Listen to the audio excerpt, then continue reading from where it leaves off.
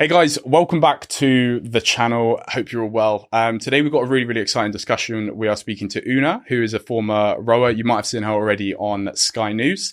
But yeah, we're going to be discussing all things long COVID, her experience with the illness, how she reacted to it, being an athlete competing at the very highest level. And yeah, I think there's a lot of interesting insight in there. So I hope you guys enjoy. Okay, Oonagh, tell us a little bit about yourself prior to COVID. Talk to us a little bit about what your life looked like, and talk to us about how COVID impacted that. Okay, so my name's Oonagh. I was a professional athlete. I was on the British rowing team. I've been on the team for a year. I got selected for Tokyo Olympics, pre-selected, I should say, just as the pandemic was hitting. I was training like 16 times a week. It was a full-time job, full-time occupation, 24/7, I would say. And then I ended up getting COVID March 2020. Maybe even Feb 2020. We didn't know what COVID was then. Yep. And yeah, ended up developing into long COVID. And I've not been back to full-time training since, basically. So obviously there's been a lot of talk on this channel. We talked about sort of like the initial onset of symptoms and how that varies so much from person to person.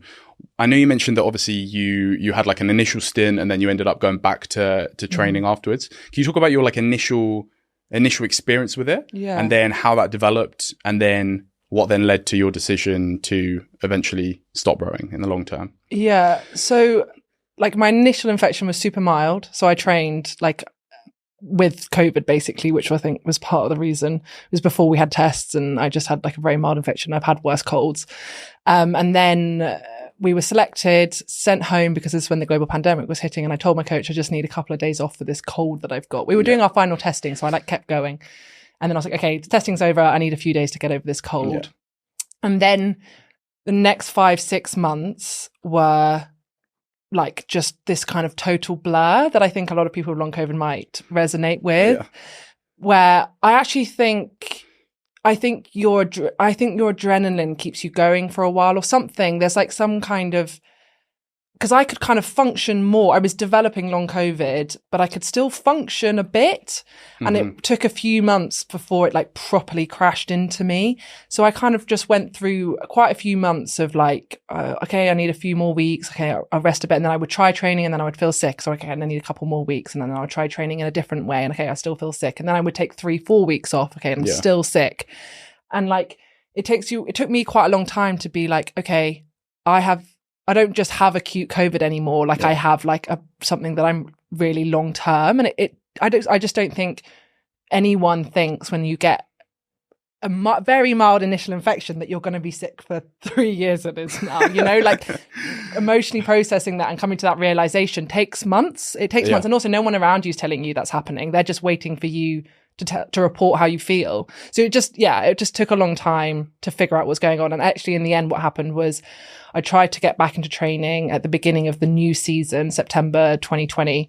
I put like a week of training together. I think trained like 6 times over the space of 6 days, and then ended up crashing really, really hard. Yeah. And then it was like, okay, you're not going to get back in time for Tokyo, the postponed Tokyo. We need to call, like the doctor called it for me basically. And only then was I able to like really take stock of how sick I was. I think that the force of denial, I like couldn't believe it took me so long to come to terms with the fact that maybe getting sick in March 2020 would stop me going to Olympics the next year. Yeah. So like the force of denial was so strong that it kind of took somebody else being like, okay, this is not working. And then, so that was like September, October 2020. And like finally I stopped, and only then I still was able to actually do like 4 hours of like normal, like basic daily tasks, like on a sustainable basis. Yeah. And I'd been trying to train at that point. Do you know what I mean? So it's just insane. And I think that speaks to how this illness can like totally mess with your mind. And then, so like from that point onwards, now training was like out of the question. I kind of from just like managed myself, and I was in a really fortunate position to be able to, like, I was being paid, I'm not responsible for anyone, I was absolutely in control of my time. And so from like October 2020 to the following year, I was able to like really look after myself. And I basically took the decision that rest was my best option, and that I managed myself in such a way that I avoided PEM at all costs. And I think that really helped and allowed my body to heal. And like I didn't do boom and bust at all from October for like a whole year. And although that's a long time to recover, like I did get better.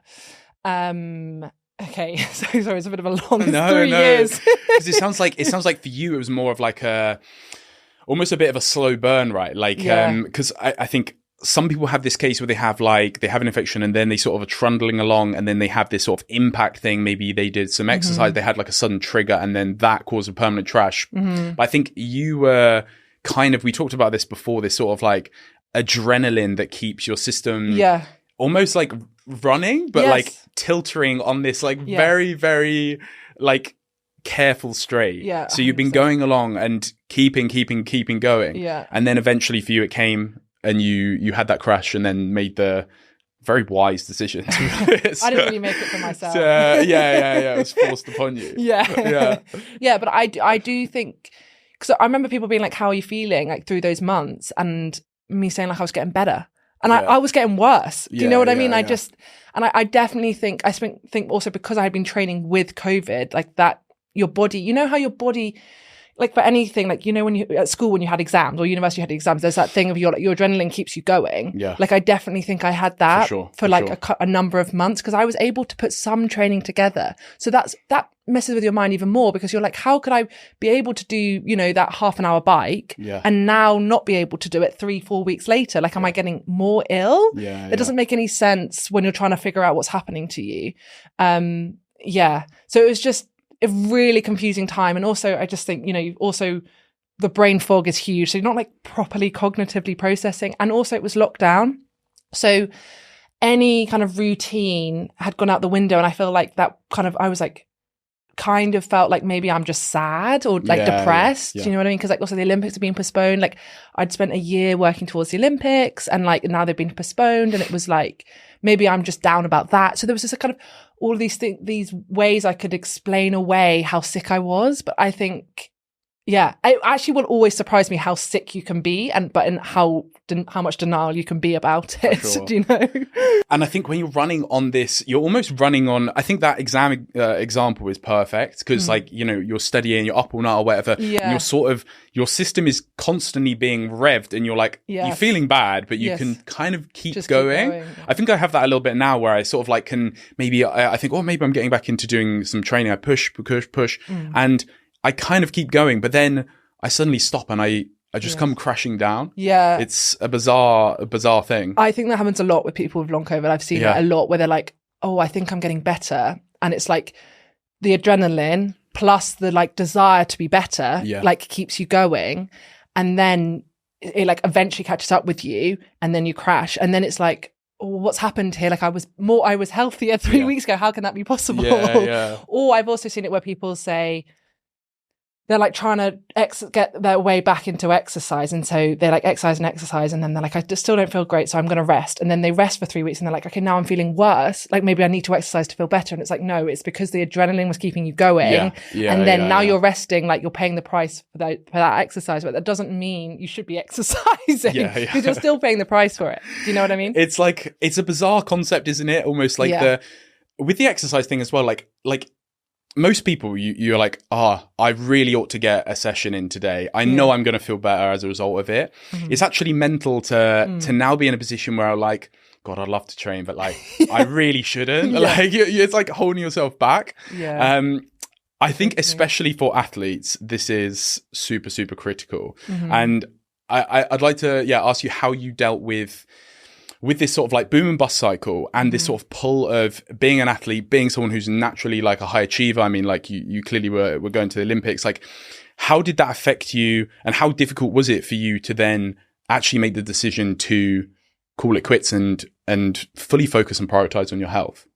Yeah, I mean, it's really hard. It's like, I've spent a lot of time like reflecting on this. Like when I kind of realized that I wasn't going to go to the Olympics, I knew like this is going to be the hardest thing I go through, like I've been through. Hopefully not anything harder. touch wood.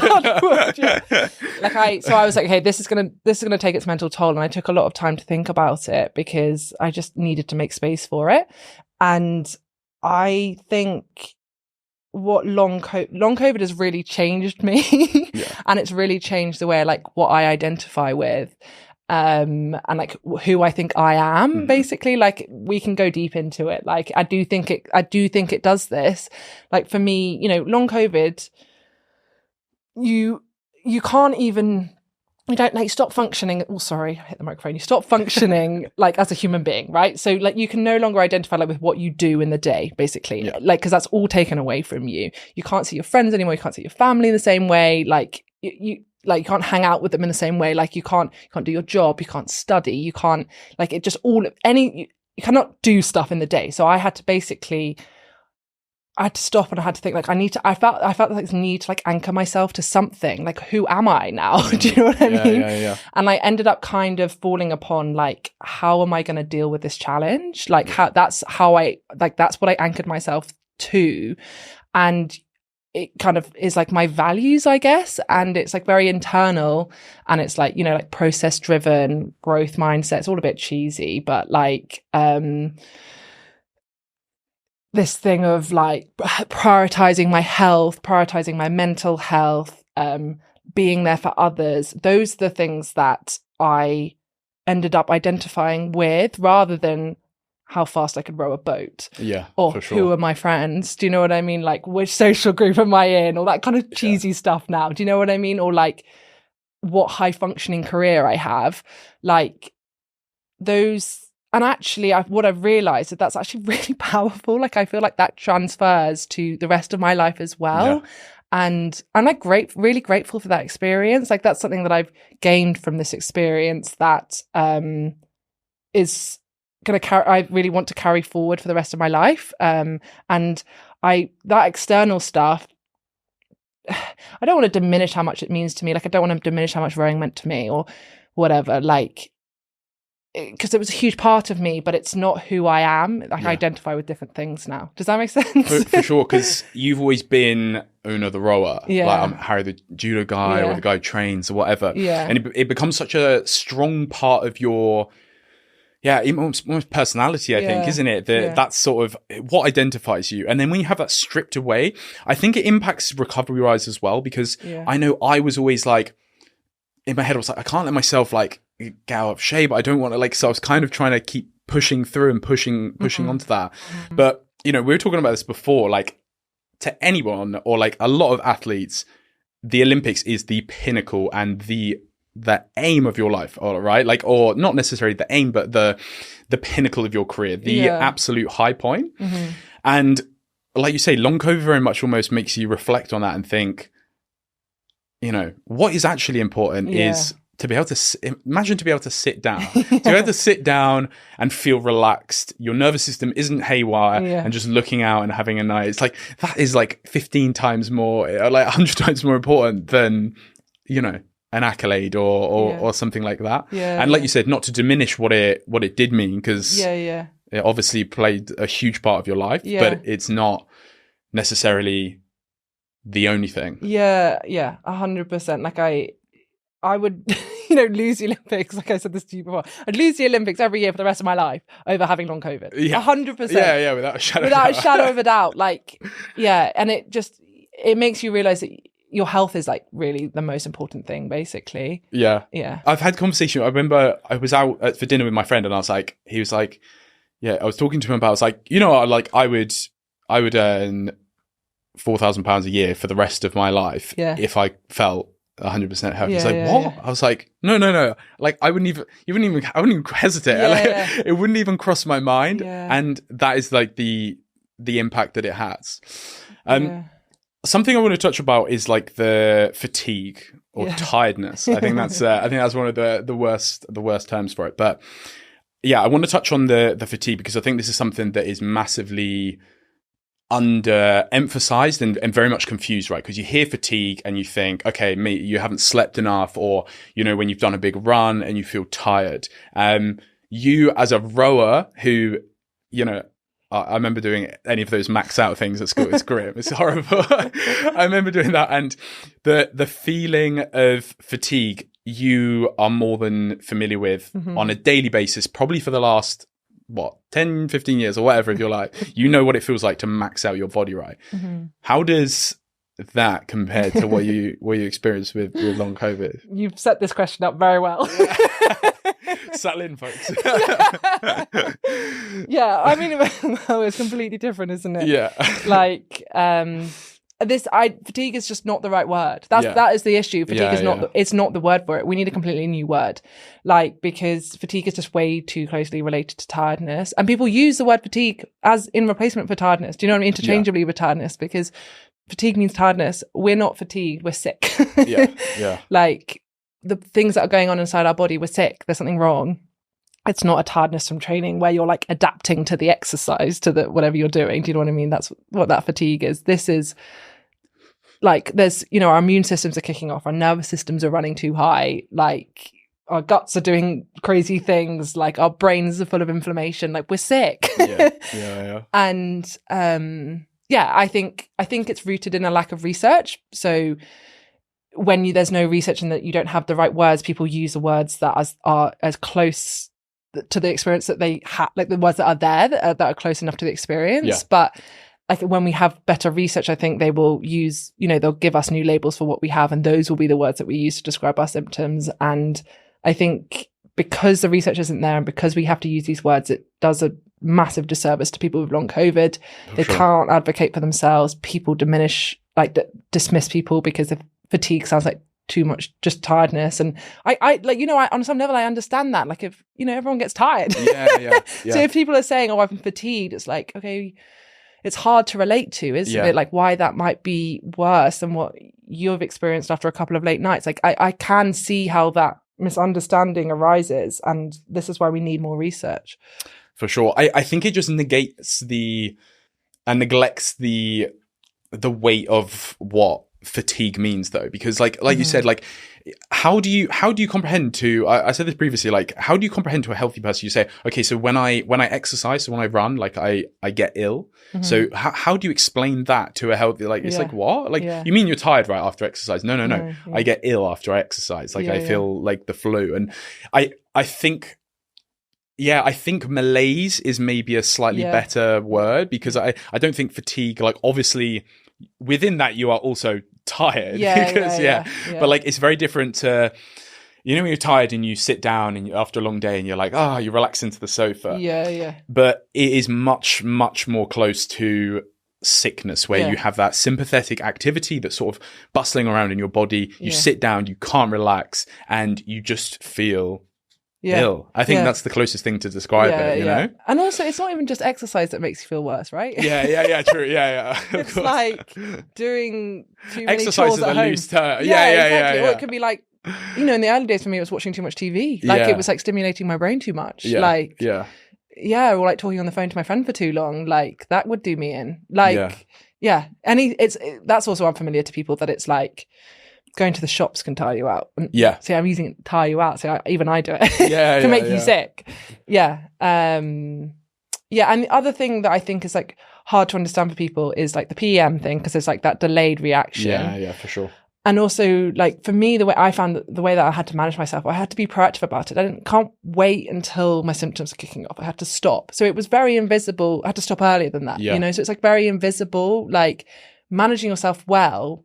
You look fine quite a lot of the time. Do you know what I mean? Especially when you're in that, like, I was kind of, you know, kind of 7, 8, 9, 10 months into my illness. I was still pretty fragile, pretty sick, but I could go have coffee, have brunch with my friends. You know, I could go and hang out with them for the evening. So but if I managed myself well, that was fine. And I would look pretty well, but I had to be really careful still. And I could make myself very sick very quickly, but that didn't mean I couldn't go and see my friends. Do you know what I mean? So it was that like invisibility thing is hard to understand, that, you know, going for that one evening was like all for that dinner was like all you could do in the day. Do you know what I mean? That's unfamiliar to people, that you can be very sick but still be able to do that activity.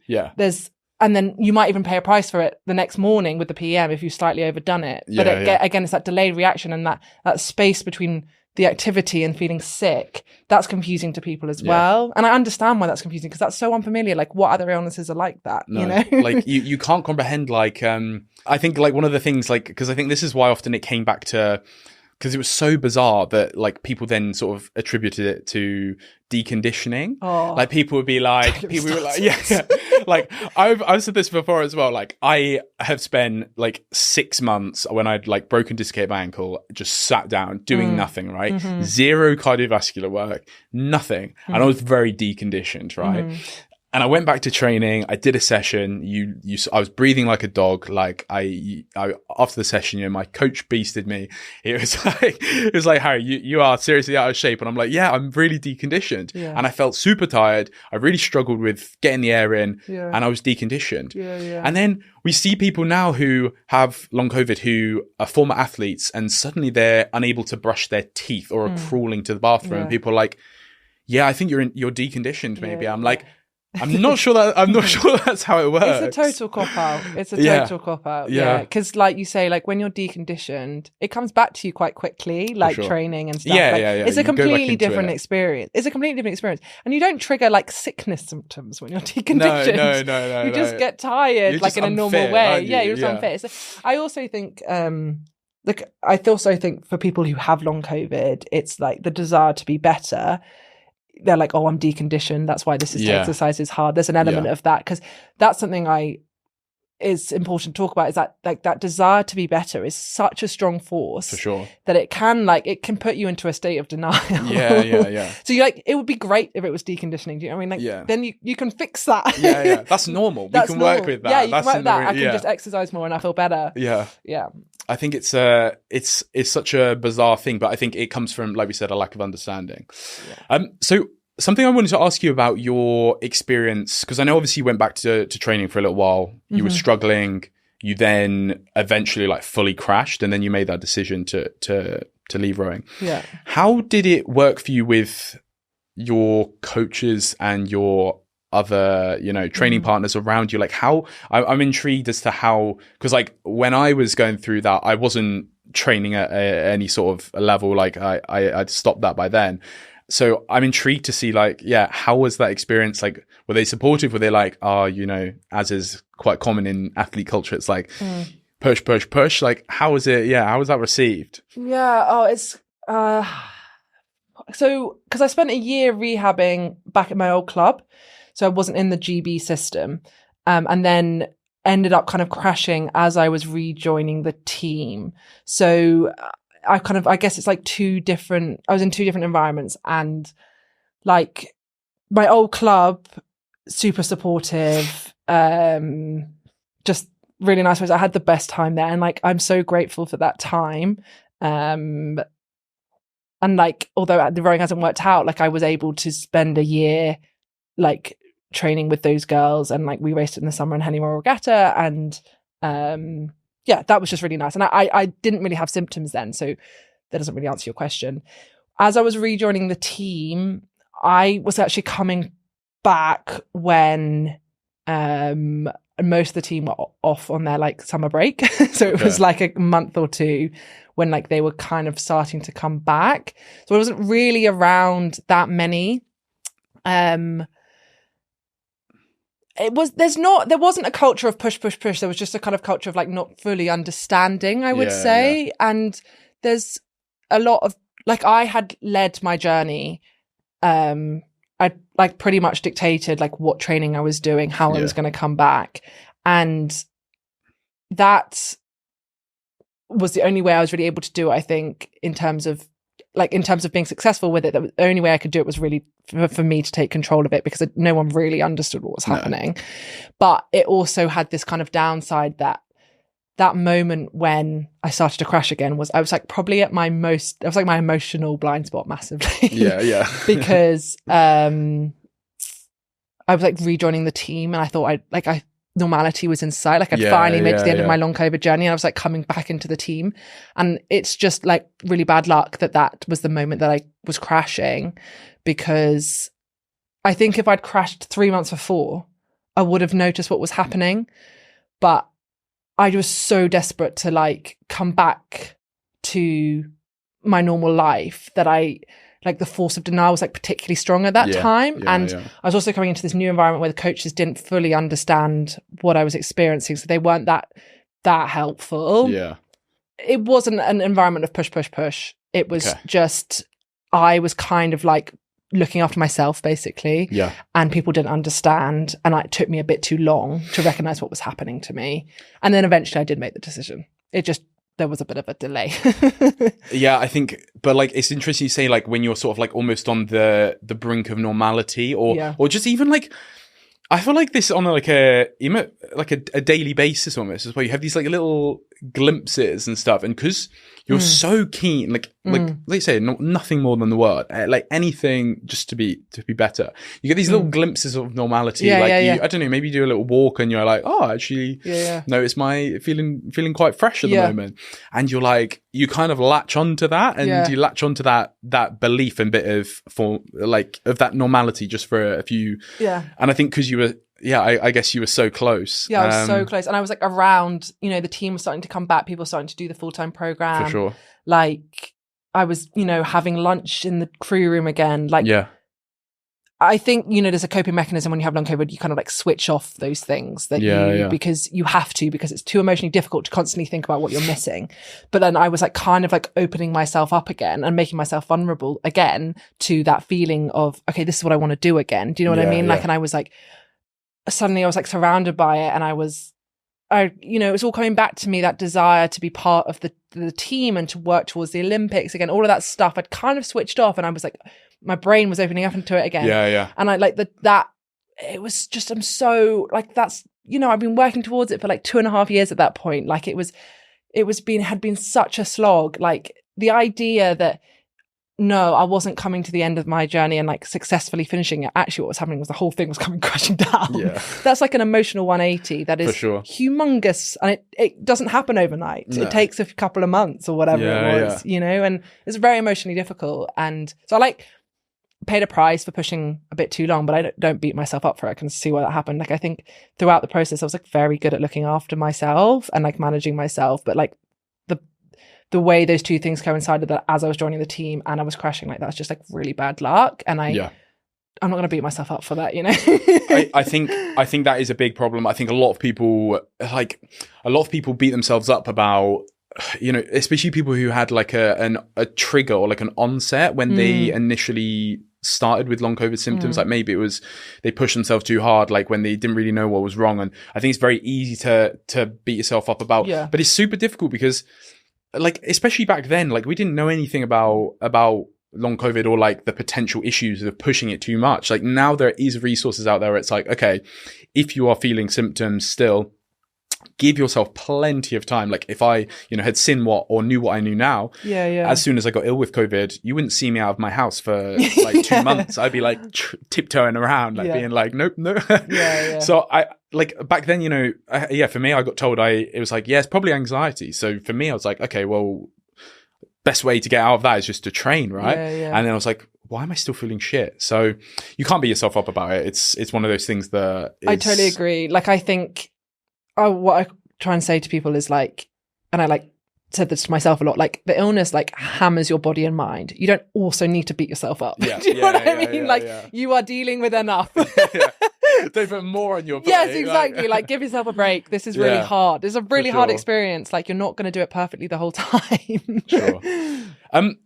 We talked about this earlier, and I'd like to touch on it because I think, again, we talked about this chicken and the egg of depression and long COVID, right? Yeah. So I think this is something that is often, again, much like the fatigue, is very much misconstrued. So you've got people saying, do you have long COVID, or are you maybe like depressed? Because obviously majority of people who suffer with long COVID are also very depressed as well. But can you maybe touch on your experience and your perspective on that? And maybe give us a little insight onto, for those who haven't experienced it, how it swamps and takes over your mind in a way that, I say normal depression, like, that typical, a normal depression wouldn't. Yeah. So it is difficult to talk about because there's a huge issue with people psychologizing illnesses like these and telling people that they can't get out of bed because they're depressed, right? So we do have to be careful when we talk about it. But I think there is enough research out there now to show that this is obviously like an illness, a physiological illness. Yeah. And we know that there are things going wrong with us physiologically. So I do think that conversation like is obviously ridiculous now. I mean, there's enough weight now to be like, okay. Yeah, I mean, there's some way to go with like getting everybody on board, but like it's pretty clear now that it's not a psychology. It's not in your head. But so that gives us the space to hopefully talk about the fact that I do think I'd go as far to say that like fatigue and depression are like two sides of the same coin. Like if you were to list the symptoms of fatigue, you can't get out of bed, you don't feel like you're not able to do anything in the day, like you have no motivation to do anything in the day, you're not actually able to do anything in the day without making yourself sick. Like for me, it stripped my ability to have joy for the things that previously made me feel happy. I didn't look forward to things, like my ability to hope for the future was taken away. And I just think generally like my personality was like drained away, and like my parents and people around me often would comment like as I recovered that like Oonagh came back. Do you know what I mean? Like I'm a kind of relatively bubbly person. Do you know what I mean? And like that was taken away. Like my like zest for life just was taken away. And like those were things that I experienced with fatigue. Like that's depression. Do you know what I mean? If you were to list symptoms of depression, that's depression.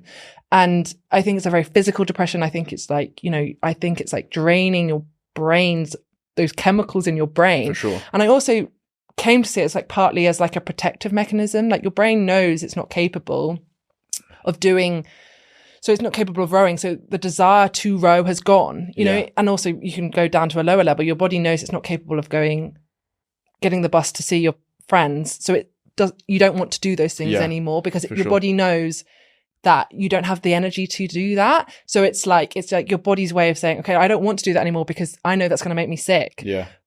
But what that means is that like you have no motivation to do anything. You have no happiness. Like that is grim.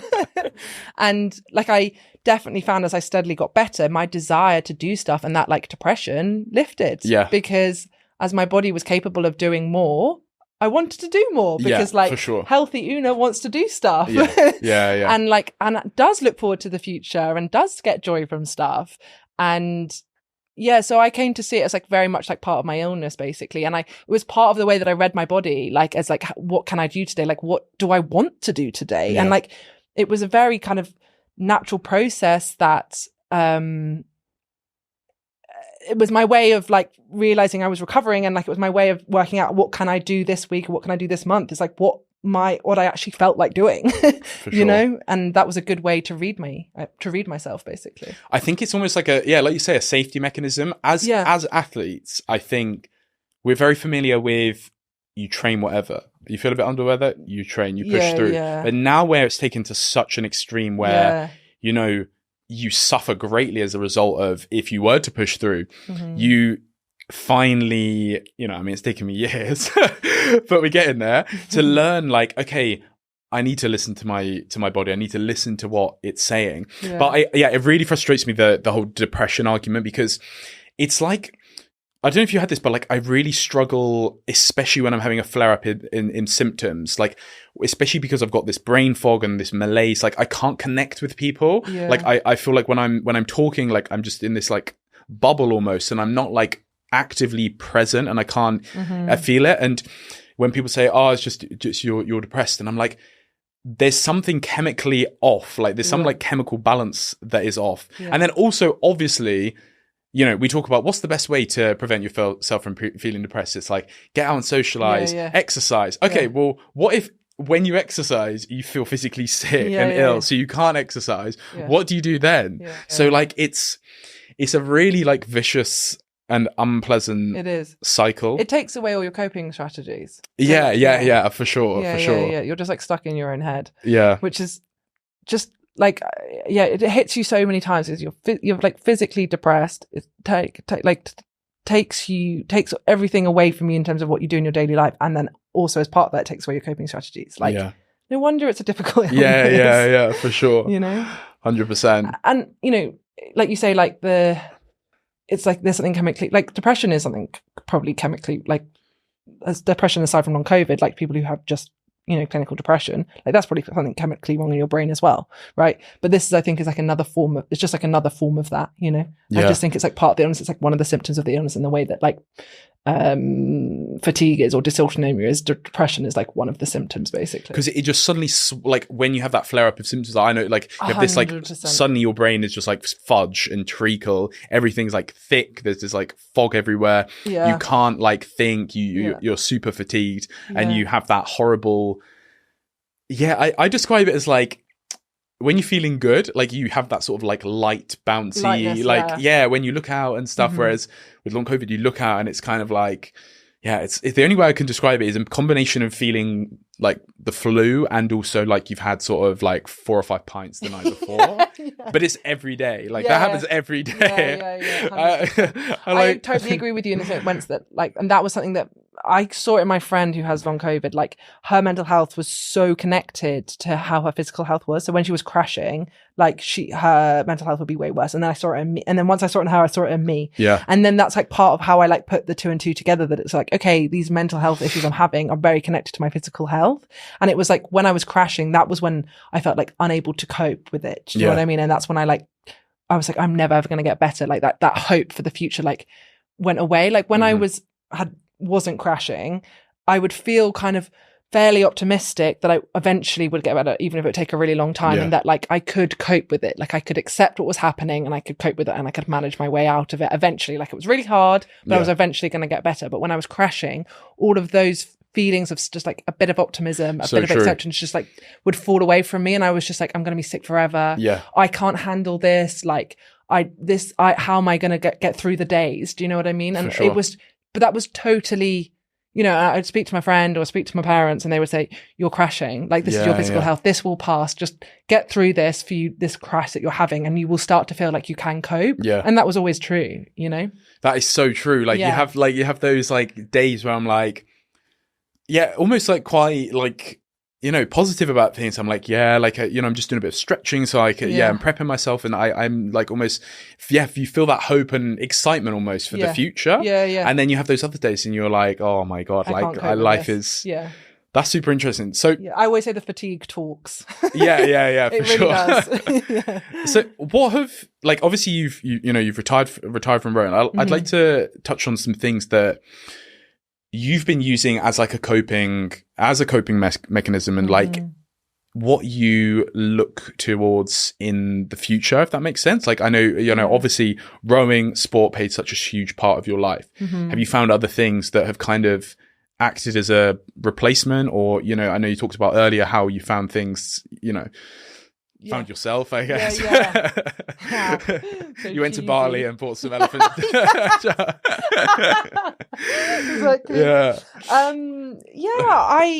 I definitely think for me, like friends and that was like connection and a support network was like for me the biggest coping strategy that I had. And I'm so fortunate that I had people around me who understood, because I think like if you've got people around you who understand and can like validate your experience and support you, like that is just huge. I feel like when things were really bad, I would basically like just like call my friends, basically, call my parents, or my sister or my brother.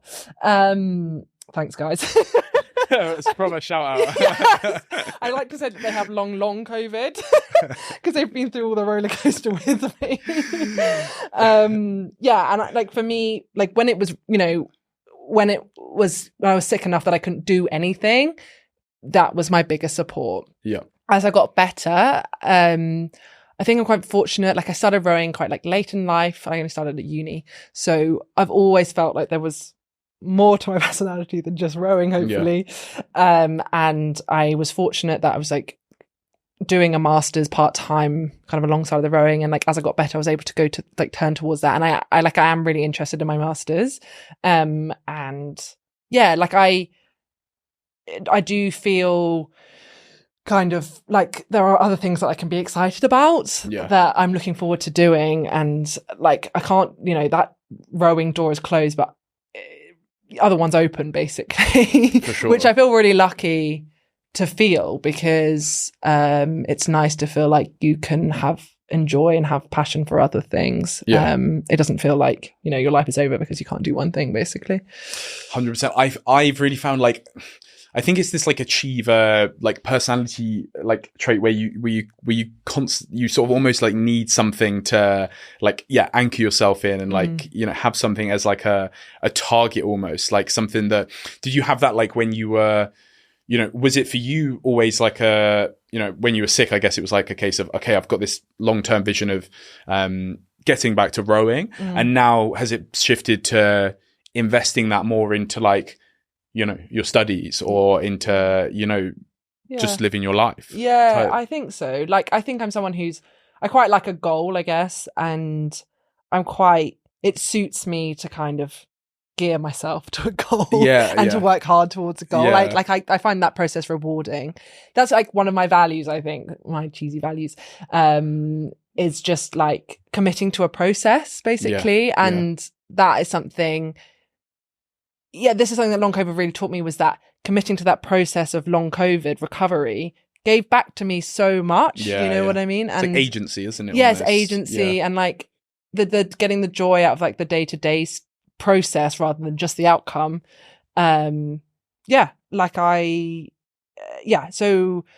I think that kind of attitude, that like it's a mindset, and you can give it to rowing, or you can give it to long COVID, or you can give it to your studies, or you can give it to your career. Like it's more the mindset that I find rewarding than necessarily the actual thing, I think. For sure. And I think, I've spoken to quite a few people who are, very much not as fortunate as, us, for example, who our baseline is obviously a bit bigger. Theirs is super low, like very much bedbound. And they've even said as well that they find it very useful because they potentially have had this like achiever type trait before, that they have these little goals or something, like anything, just to feel like you are working towards something. That doesn't mean like pushing yourself, obviously, to the point where you are making yourself worse, but like little things that they, some of them I spoke to, they started crochet or or I know I spoke to a guy, like I did a press up, like, and or something to commit your mind to. And I know I found that very useful. Like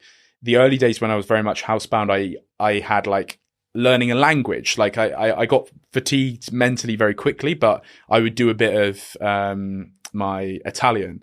Buongiorno, Bab. So I do a little bit of Italian just to have some sort of agency of like, okay, I'm like my life, I'm working towards something. And then that obviously evolved to, doing some stretching, and that evolved to like, now I'm very much like lucky enough to be able to play golf, and that's something that I target towards. But I feel like that's quite common in people with long COVID, and gives you a bit of meaning amongst the misery, right? You need like purpose and progress, don't you? Yeah. Like I do think progress is so important, because if you see progress, like even if it's, like being able to do a press up, or like, you have a slightly few more hours in the day, then it just becomes a patience thing, right? You're just like, I'm getting better, I just need to wait this out. So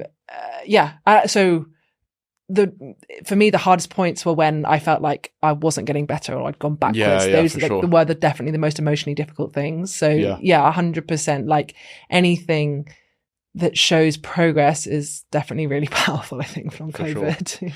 Sure. So Joey, just go back with your situation, like now then. So you've obviously, you had that issue, that like the issues where you're sort of training and pushing through. You had that time off, like you had like a year of like rest, right? And then you went back to rowing briefly. Then you decided to call it quits. How long ago was that? And like, where are you at now? Like, what's your sort of like, give us maybe a baseline sort of indication, like how you're getting on. So I like retired November 2022, having rowed for like a year and 2 months. Like it was a long time that I had trained. Yeah. And I got to the point where I was training like 13, 14 times a week, and I've raced and stuff. Like I functioned at quite a high level. Ended up crashing, and then I kind of made the decision to retire Christmas 2022. So now we're like 6-7 months later, and the recovery, it's been slow. Like I'm not 100% yet, but it's been quicker than the first time round, fortunately. I would say about twice as quick. So yeah, I'm like in control of my time at the moment, because I'm just doing a dissertation. So I'm like not working 9 to 5. So I'm like, that definitely helps, I think. Like when you don't have, you can just kind of, if you're having a slightly less good day, you can just rest a bit more, and so you never have to push it. But I can exercise, not like, I can't push myself, but I can like go for like a 30-40 minute swim kind of 3 times a week, and I can work at my dissertation kind of 9 till 3 basically. Okay, like nice.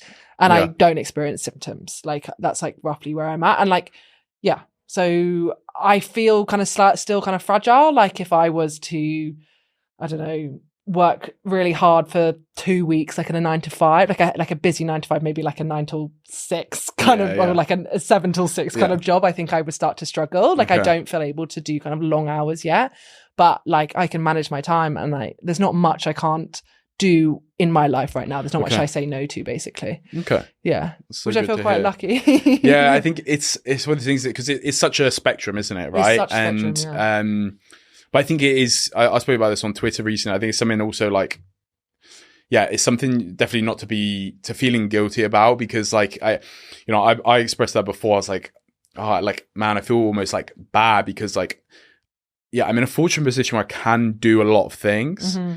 And I see some people with like MECFS who genuinely haven't left the house in years, or I say left their bed in years. And I feel like, yeah, very much almost guilty about that. But equally, you know, like it's any degree of suffering is still valid. And I think it's one of those things that like, yeah, when no matter where you are, like on the spectrum, I think there's like that common understanding of a lot of the symptoms, and you know, we all want to get better, right? You know? Exactly. We all want to get better. Yeah. I mean, that's part of the issue with long COVID and MECFS. It's like it's this huge umbrella for like so many different types of illness, I think, and like so many different experiences. And yeah, we need to get to the point where it's understood that you can have this full breadth of experience, basically. For sure. And yeah, like I am hopeful that I can make it to a good level of health, but I don't think I'll ever. Well, yeah, I'll never row again, like full time, you know. So I still struggle to slightly say that because I haven't totally emotionally processed it. Yeah, I don't think I'll ever get to the point where I can train full time, and like that's a grief, and that's a valid grief, you know. So it's like important to recognize where you've been lucky, but also where your grief is valid and what you've lost is valid, basically. For sure. So what is your, because I know I've seen online that you've been doing a bit of work with from like an advocacy point of view. So I know you've been doing support, actually. Sorry, I interrupted you. a little scoop in. So yeah, talk a little bit about, because I've seen it obviously popping up on social media. Talk about some of the work that you've been doing there. And your plans for like your future involvement with long COVID in general. Yeah, so I am doing a little bit of work with long COVID support as an ambassador. I basically kind of do things like this, basically just like do kind of try and speak at events and stuff, and like talk in the media and things, just to try and like raise the profile. I think I'm very fortunate. I've had a bit of a platform as an athlete, and people listen to me because I have this like credibility of not being lazy, which is like, obviously I feel uncomfortable with the fact that I have that credibility over other people, if I'm honest, but like it's just the way it is. Like I'm uncomfortable with the fact that that's the way the world works. Does that make sense? But like if I can use that to try leverage and to try and rectify it, then that's a good thing. I think that's common. That's bit, I think, you know, we spoke about earlier. I think that's been an issue with long COVID from the start, with obviously it disproportionately affects middle-aged women, and especially at the beginning. I think it was, you know, as there's a lot of illnesses historically have been neglected, you know, endometriosis, things like that have been neglected as, you're on the menopause, maybe it's just your hormones. So I think, that's also partly why I tried to get into it, because when it comes from a young, sporty individual, unfortunately that, you know, potentially, rightly or wrongly, like, it carries a bit more. Yeah, it carries a bit of weight, and it can like change the narrative. Yeah, for sure. Yeah, there's a massive problem with fatigue having been psychologized because it's been predominantly in women. So I've been doing a bit of that, kind of trying to raise awareness, and then we're also doing like some work behind the scenes, like policy working with NICE guidelines and stuff. And I can't remember the name. There's some other things as well. EHRC, I think it is. EHRC. Okay. Yeah. Okay. Learn all the acronyms. And I'll be honest, like, I'm a bit torn about how much I want long COVID to be like part of my future life, in the sense that this has been a really difficult time, and I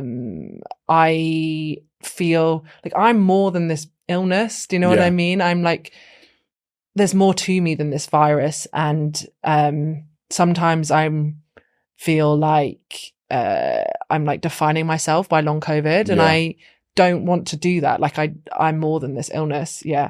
But on the other hand, I feel this is just a huge problem with this illness, the way it's been underfunded, the way it's been ignored, the number of people who have it, and like absolutely feel strongly that this is a problem that needs to be solved, and that there's so much we can do. Like I do think it's a problem that could be fixed. It can be solved. It can be solved. Like if we get the research and we get the treatments, like we could really change a lot of people's lives and like really have a positive impact. So there's that side of it too. And I think, you know, I have personal experience, I have a platform, people listen to me. Like I feel like I know this illness well. Very familiar with very it. familiar with that. I also did biology at uni, so like I like have an understanding of it scientifically, or like I understand that language. So it's like I feel like I'm kind of like well set up to try and help the movement, basically. Like I do feel so I'm kind of torn in that way, you know. And so I haven't totally figured it out yet, basically. It's tricky, isn't it? Because there's on the one side, like there's this dogged determination. Nothing in this world matters more to me than feeling 100% again. Nothing in the world. Yeah. But equally, it's that thing, like you say, like you live and breathe long COVID 24/7 anyway. Do you want that to like transfer into your work as well? But I 100%, I am beyond confident that we will solve this. It's frustratingly slow. It's incredibly slow. Yeah. But when we look at how far the research has come in the last couple of years compared to MECFS research over the last decades, it's leaps and bounds. We have so much knowledge of this virus. We have so much knowledge of how it works. We have so many people affected, and we have a real huge problem. There's so many people who, 2 million people suffering already in the UK. That number's not going down. No. There's a huge opportunity going forward. And my thoughts are the most important thing that we can do is highlight the economic impact of this, because empathy only goes so far, right? Empathy only goes so far to making severe changes. Economically, we already have reports, the Cutler report reports about, this 3 trillion estimated cost of long COVID. That is only going to spiral. We already see it in long-term illness. We already see it in the disability. We already see how it affects economically the country. So I think that is the way to find a way to encourage and drive investment into the area, because sadly that's the way that that's unfortunately true. Like politicians only really listen to the economics of it. It's a sad money talks. Money does talk. It's a sad the sad state of affairs. But I am confident, like that. Maybe it's blindly confident, but like I'm definitely optimistic. I think you'll row again.